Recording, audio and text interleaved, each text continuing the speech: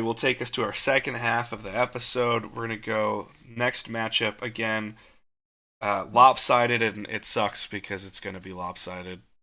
The bus and train crash in the Fugitive, taking on from Mad Max Fury Road. The way I have it cut is the dropping of the oil tanker, like the big circular spherical oil tanker, through when one of the brides is lost in. Okay. So I it's didn't about know 8 where you minutes. cut it off. It's about But 8 minutes, but that's the sequence. Is they're being chased by Morton Joe. They get through, and then the motorbikes are constantly jumping over the tanker caravan, and it is fucking incredible. So I scored this 9-1 in favor of Mad Max. I was going to say, I knew you were going to be lopsided. Mine is not. It's 6-4. Okay. I love The Fugitive. So You do love The Fugitive. I've learned that through this podcast that you are very yeah, much in love with The Fugitive. on my top 100, I think it's in the 50s or 40s. So that's the reason why. Hey, finally, you understand why I called it the bus/train sequence. Yeah. Like, couldn't explain it any better. Um, so this is something I'm gonna have to send you like a picture or something. There's this thing called Introvision that they used. Um, the part when Harrison Ford is jumping off that bus Mm-hmm. right before he right before the train hits the bus. There's this, yeah, the technology is called Introvision, and apparently when you looked at the camera, inside the camera, you would see that exact shot. So Harrison Ford, it looked like he was literally standing on that bus, but he wasn't. Ah, okay. It's like it's instead of rear projection, it's kind of like front projection, and it involves mirrors and a beam splitter. It's like really complicated. I'll send you a Oh. picture, and maybe you can throw that up for a second. It's really hard to explain. Um, but when you perfectly line up the beam splitter with the projection, then you get two planes of view, and Okay. it looks, and then you everything would be in camera. So it looks like Harrison Ford is standing on that bus, but he's not. Oh, okay. That's It's really. really yeah, it's really cool. I like the suspense of it when he's running with the shackles and everything. I liked the character work. So the reason. So let's be candid.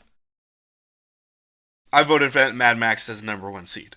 That's where I think Mad Max belongs. Yeah, Mad Max was almost impossible to pick what was going to be the scene, and we that's settled true. on Yeah, this.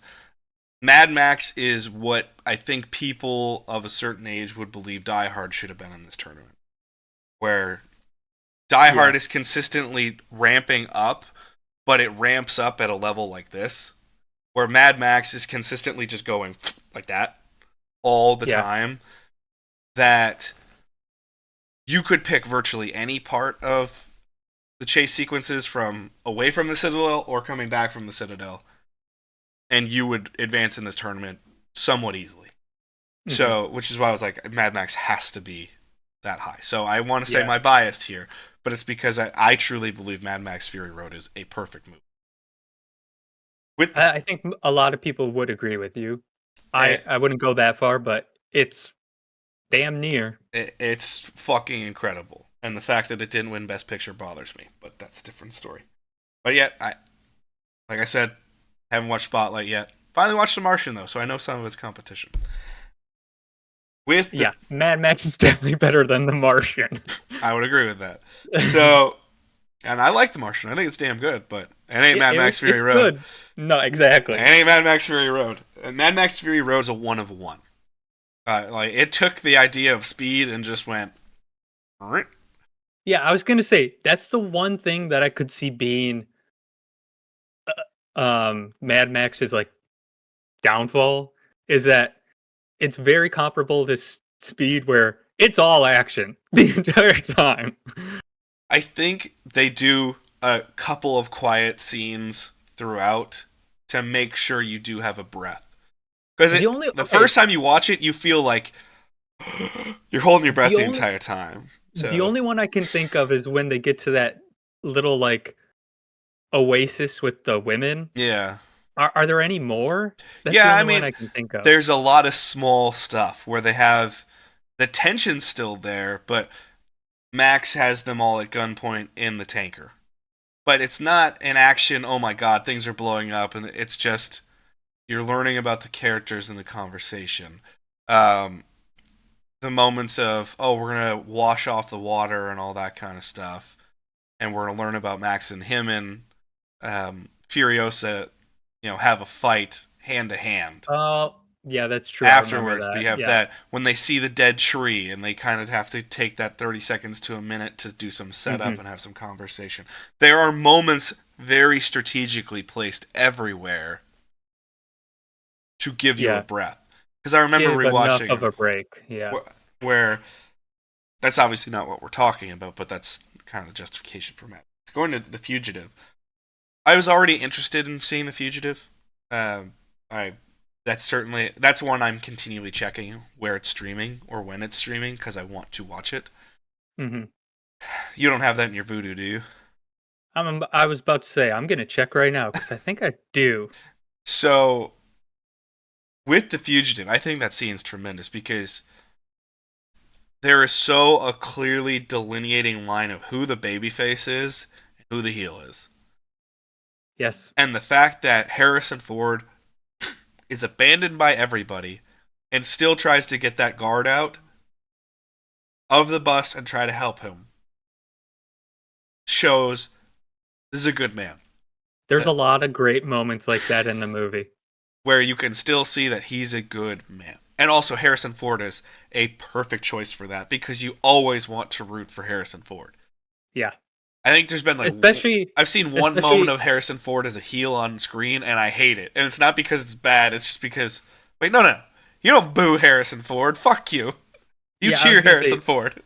Especially at that moment in his career where he's like on top of the world still. Yeah. So I'm just scrolling. I'll give you a nice little fun fact about The Fugitive. The Fugitive causes the first and only appearance of Indiana Jones with a beard. When's that? So during this time, do you recall knowing the Young Indiana Jones series? The series, yes. Yeah, so it became like essentially educational programming. Harrison Ford made one appearance, and it was during the shooting of The Fugitive. It was like while he was on a break or something. So they shot the entire thing on his estate in Wyoming, which is why it looks incredible, because it's just out in the middle of fucking nowhere, Wyoming. And he has a beard, and it's the one time Indiana Jones has ever appeared with a beard, because he's shooting The Fugitive. It makes sense. And it's rad, and I fucking love it. Isn't it like a prologue or something? Sort of. Like he is introducing the rest of the show. Okay, yeah, that's what I've heard. It's the one and only time Harrison Ford actually appears in that show, which I've never watched a full episode of that. The idea of a Young Indiana Jones TV series is interesting in theory, not in practice. Yeah, exactly.